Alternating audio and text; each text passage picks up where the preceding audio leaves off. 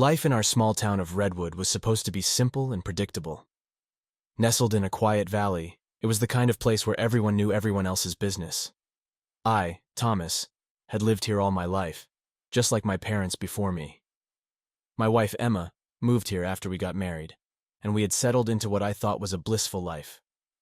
We had 2 kids, a boy named Sam, aged 10, and a girl named Lily, who was 8. Our home was a modest 2-story house on Maple Street, a place filled with memories of laughter and love. Emma was the perfect wife, or so I thought. She was beautiful, charming, and could light up any room she walked into. Our marriage, now in its 15th year, had its ups and downs, but I always believed we were rock solid. I worked as a manager at the local hardware store, a job that kept me busy, but allowed me to provide for my family.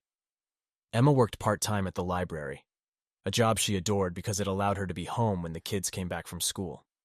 We were a typical family in a typical town, living what I assumed was a typical life. Our weekends were filled with soccer games, barbecues, and family outings. Every Sunday we attended the local church where Emma sang in the choir, her voice like an angel's. I was proud of my family and content with the life we had built together. But beneath the surface of our idyllic life, something sinister was brewing. Emma's behavior had started to change in subtle ways that I was too blind to notice at first. Our small, seemingly perfect world was about to be shattered in the most unexpected and devastating way.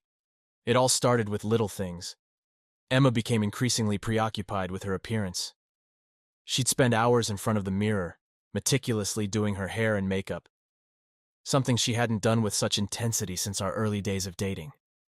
I brushed it off, thinking she just wanted to feel good about herself. Then there were the phone calls and texts. Emma's phone, which used to lie around the house like any other household item, was now always in her hand or tucked away in her purse. Whenever it buzzed, she would glance at it quickly, her face lighting up with a smile she tried to hide. When I asked who she was chatting with, she'd always say it was a friend from her book club or a parent from the kids' school. The explanations seemed plausible, so I didn't press further. Our sex life, once passionate and fulfilling, had dwindled to almost nothing. Whenever I tried to initiate intimacy, Emma would turn me down, claiming she was tired or not in the mood. I began to feel a growing distance between us, a gap that hadn't been there before. I tried to bridge it by planning romantic dinners and spontaneous weekend getaways, but Emma always had an excuse. She was too busy, the kids needed her, or she just wasn't feeling well. Her mood swings became more pronounced. One moment she'd be sweet and loving, the next she'd snap at me for the smallest things. I started walking on eggshells around her, unsure of what might set her off. The warmth and laughter that once filled our home were being replaced by tension and silence. I noticed changes in her routine too.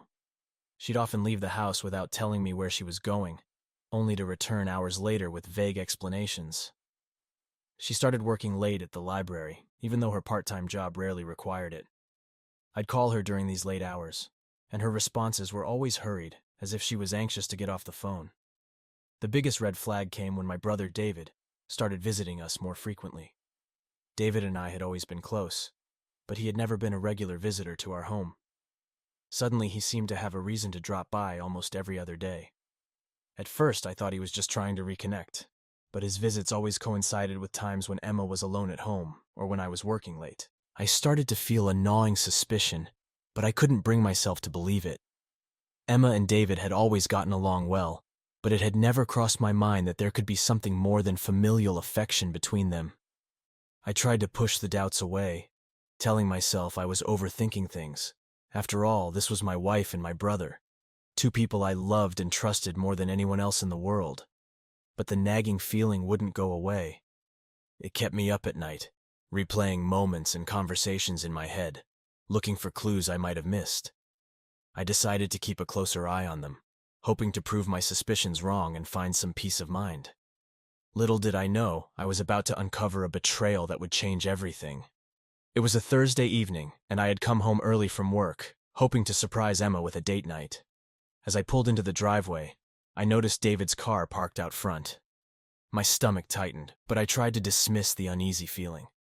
Maybe he just needed to talk or borrow something. I walked through the front door quietly, hoping to catch them off guard. The house was unusually silent. the kind of silence that feels heavy and intentional. I headed toward the kitchen, but found it empty. The kids were at a friend's house for a sleepover, so I knew it was just Emma and David at home. As I climbed the stairs, I heard faint voices coming from our bedroom. My heart pounded in my chest, each step feeling like an eternity. The door was slightly ajar, and as I approached, I could make out their conversation. Emma's voice was soft, almost a whisper, and David's was low and reassuring. I pushed the door open just enough to see inside. What I saw made my blood run cold. There, on our bed, was Emma, partially undressed, with David leaning over her. Their clothes were strewn around the room, and the look on their faces was one of intimacy and familiarity that went far beyond sibling affection. For a moment I stood frozen, unable to process the scene before me. Emma, my wife, the mother of my children, was entangled with my brother, betraying me in the most profound way possible. A wave of nausea washed over me as I tried to steady myself. Rage and heartbreak erupted within me, and I kicked the door open, making it slam against the wall. Emma and David sprang apart, their faces a mix of shock and guilt. Emma grabbed a sheet to cover herself, while David hastily pulled on his pants. "What the hell is going on here?" I shouted, my voice trembling with anger. Emma's eyes were wide with panic. "Thomas, I can explain," she stammered, but her words sounded hollow and meaningless. David, looking pale and ashamed, tried to speak. "Tom, I'm so sorry, "Shut up!" I roared, pointing at him. "How could you do this to me? Both of you! In our home, in our bed!" Emma started to cry, but her tears only fueled my fury. "It's not what it looks like," she said between sobs. "It just happened. It didn't mean anything." "Didn't mean anything?" I repeated, incredulous. "You're screwing my brother, and you say it doesn't mean anything? How long has this been going on?" Emma looked at David, silently pleading for him to help, but he just hung his head.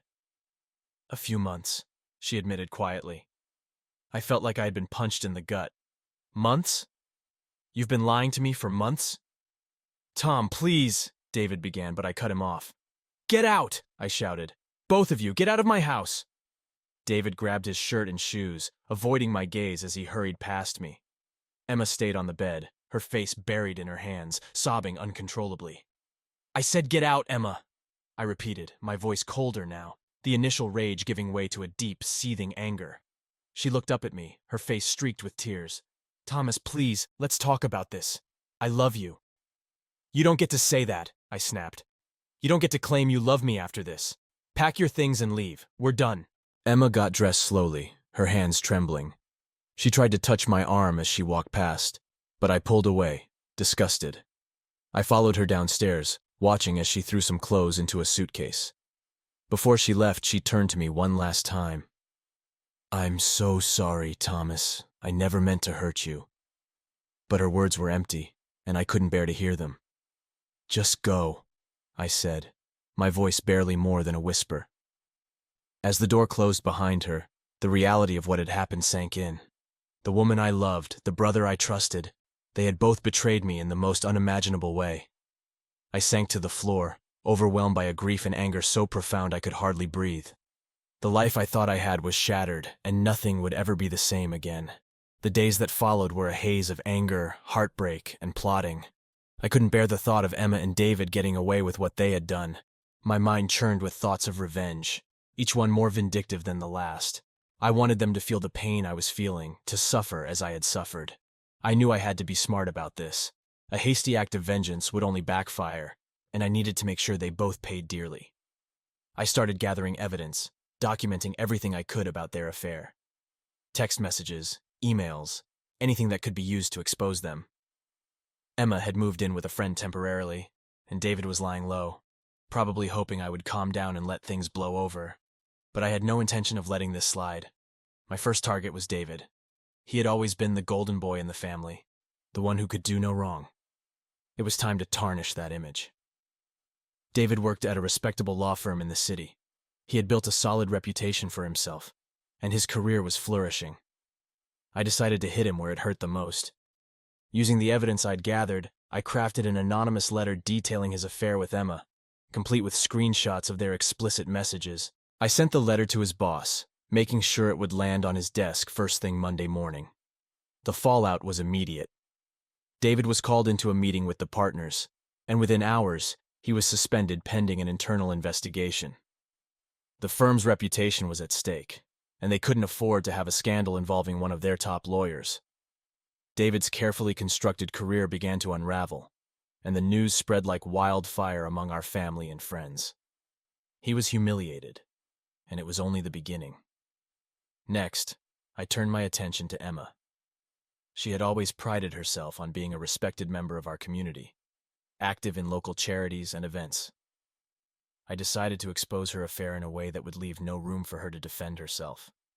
I created a fake social media account and posted the evidence of her infidelity on the town's community page, making sure to tag everyone we knew. The backlash was swift and brutal. Emma's friends and acquaintances were shocked and disgusted. The whispers and gossip spread through Redwood like wildfire. She was shunned by the very community she had once been a part of. Her part-time job at the library was put on indefinite hold, as the board couldn't have someone involved in such a scandal representing them. But I wasn't done. I wanted to ensure that both of them felt the sting of their betrayal for a long time. I filed for divorce, citing infidelity and seeking full custody of our children. Emma's lawyer tried to negotiate, but I was relentless. I used the evidence of her affair to strengthen my case, and the judge granted me full custody. Emma was given limited visitation rights, and the terms were strict.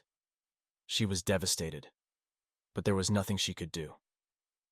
As for David, his suspension turned into a termination. The investigation revealed other indiscretions, and his career was effectively over. He moved out of town, unable to face the disgrace he had brought upon himself. Our parents were heartbroken, but they couldn't bring themselves to defend him. The bond between us was irreparably broken, and I knew it would never heal. In the end, I got what I wanted.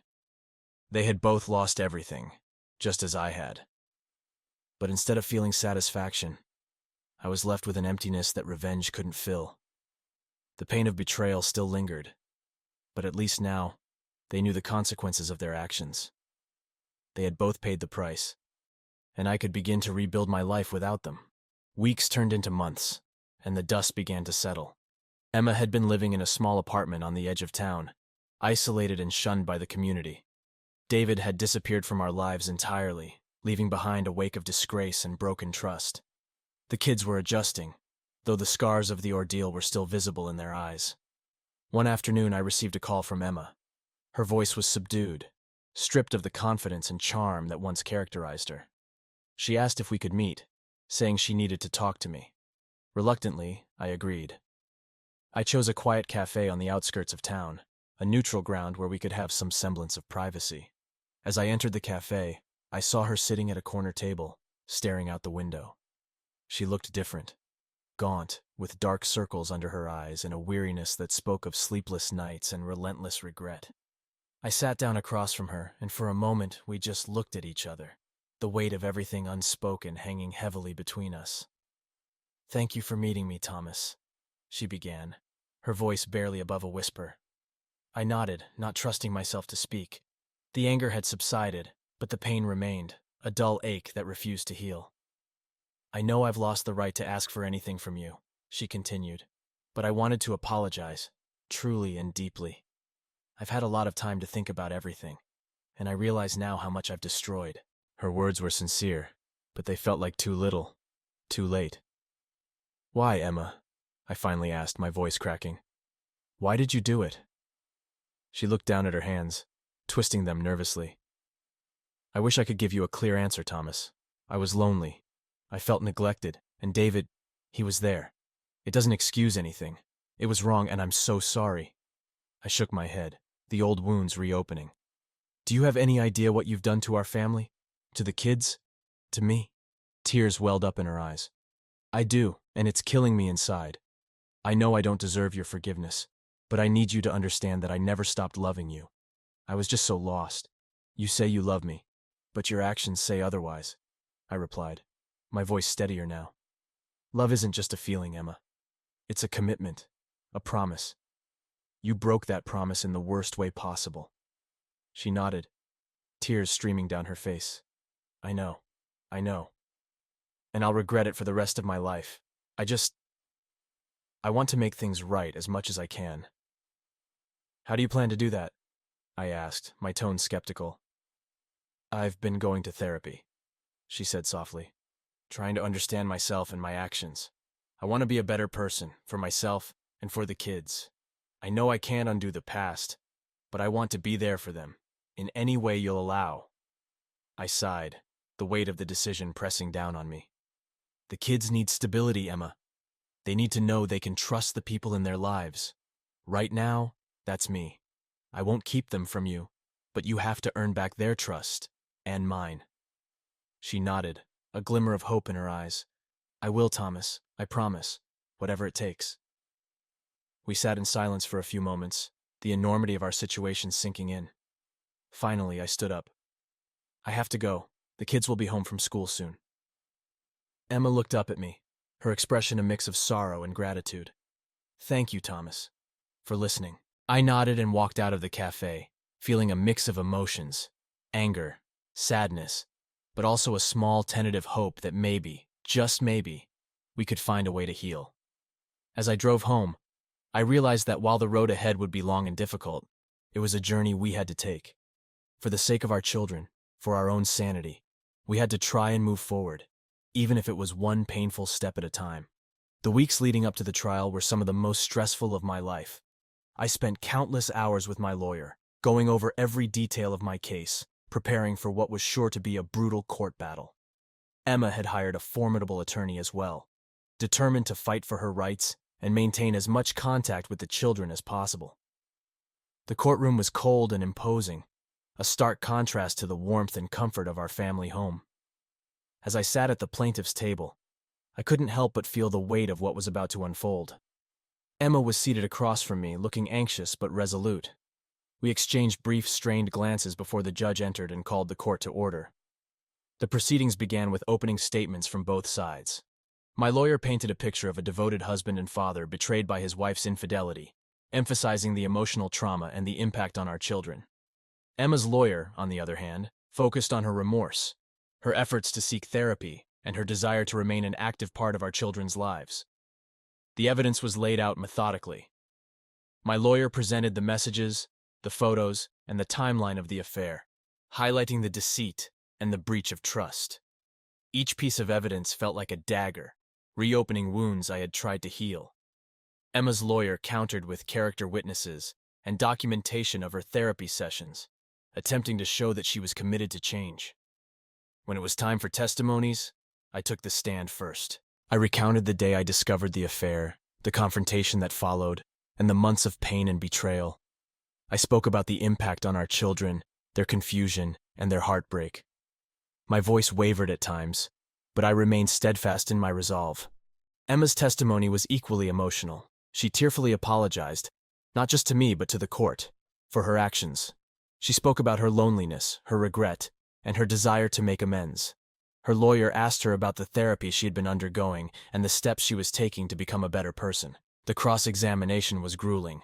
My lawyer pressed Emma on the details of her affair, questioning her sincerity and highlighting inconsistencies in her story.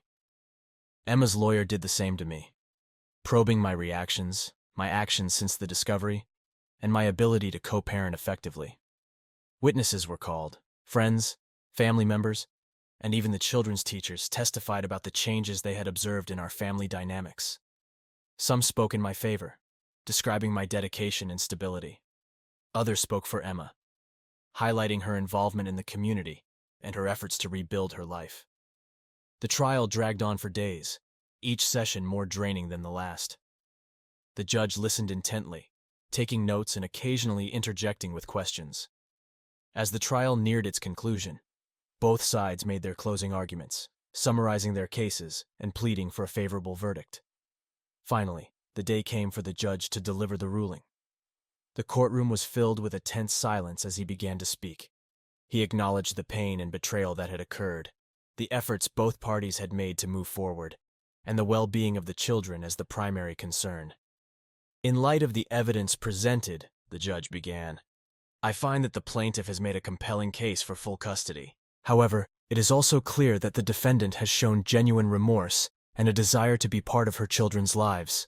Therefore, I am granting primary custody to the plaintiff with structured visitation rights for the defendant. The relief washed over me, tempered by the recognition of the long road ahead. Emma's face was a mixture of sadness and acceptance. The judge continued, outlining the specific terms of visitation and emphasizing the need for both of us to work together for the sake of our children. As the court adjourned, I felt a sense of closure, though not triumph. The trial had been a necessary step, but it was not the end. There would still be challenges, still be difficult conversations and healing to do. But with the court's decision, I had the stability I needed to start rebuilding our lives. Emma approached me as we left the courtroom. "Thank you, Thomas," she said quietly, "for being fair. I'll do everything I can to make this work for the kids." I nodded, too exhausted to say much. "We'll figure it out," I replied. And for the first time in a long while, I felt a glimmer of hope that maybe, just maybe, we could find a way forward for the sake of Sam and Lily. The months following the trial were a period of adjustment and gradual healing. With the custody arrangement in place, I focused on creating a stable and nurturing environment for Sam and Lily. Our home, once filled with tension and uncertainty, began to feel like a sanctuary again. I threw myself into my role as a father, making sure the kids knew they were loved and supported. I helped Sam with his soccer practice, attended Lily's dance recitals, and made time for family dinners where we could talk about our day and share our thoughts. The bond between us grew stronger, and I could see them beginning to heal from the trauma of our family's upheaval. Emma adhered to the visitation schedule strictly, showing up on time and making an effort to be present and engaged during her time with the kids. While our relationship remained strained, we managed to keep our interactions civil for Sam and Lily's sake. The children, though still wary, seemed to appreciate the stability and the effort we both put into making their lives as normal as possible. One Saturday, as I watched Sam score a goal in his soccer game, I felt a sense of pride and contentment that I hadn't experienced in a long time. Lily cheered from the sidelines, her face glowing with excitement. These moments, small but significant, reminded me of what I was fighting for: the happiness and well-being of my children. At work, I found solace in the routine and the support of my colleagues. They had stood by me through the worst of it, and their encouragement helped me regain my confidence. My boss, understanding the toll the past months had taken on me, even gave me more flexible hours so I could be there for my kids when they needed me most. It was during one of these quieter afternoons at work that I ran into Rachel. She was an old friend from high school, someone I hadn't seen in years. We caught up over coffee, reminiscing about the past and sharing stories about our lives. Rachel had gone through her own set of challenges, including a difficult divorce, and our conversations quickly turned into mutual support sessions. Rachel's presence in my life became a source of comfort and perspective. She understood the complexities of starting over, the doubts and fears that came with it. We started spending more time together, going for walks, having dinners, and just talking about everything under the sun. It was refreshing to have someone who understood without judgment, who listened and shared in my journey. As the seasons changed, so did my outlook on life. The bitterness and anger that had once consumed me began to fade, replaced by a cautious optimism. I realized that while the past had been painful, it had also made me stronger, more resilient. I was rebuilding my life piece by piece, and in the process, discovering new aspects of myself. One evening, after tucking the kids into bed, I sat on the porch with Rachel. The air was cool, the sky clear and dotted with stars. We talked about our hopes and dreams, the future we wanted to build. For the first time in a long while, I felt a sense of peace. "Thomas," Rachel said, breaking the comfortable silence, "you've come a long way. I'm proud of you." I smiled, looking at her. "I couldn't have done it without you," I admitted. "You've helped me see that there's life beyond the pain, that it's possible to move forward and find happiness again." Rachel reached for my hand, her touch warm and reassuring. "We all deserve a second chance, Thomas. You, me, the kids, even Emma in her own way. What matters is what we do with it." Her words resonated deeply. It was true. We all had the chance to start anew, to make better choices, to build a life defined not by betrayal and hurt, but by love and hope. As the months turned into years, Rachel and I grew closer. eventually blending our lives in a way that felt natural and right. She became a beloved figure in Sam and Lily's lives, offering them the warmth and stability they needed. Together, we created new traditions, new memories, and a new sense of family. Looking back, I realized that the journey through betrayal and heartache had led me to a place of understanding and resilience. I had learned to value myself, to recognize my worth, and to prioritize the well-being of my children above all else. Emma and I continued to co-parent effectively, and while our relationship was forever altered, we found a way to coexist peacefully for the sake of our kids.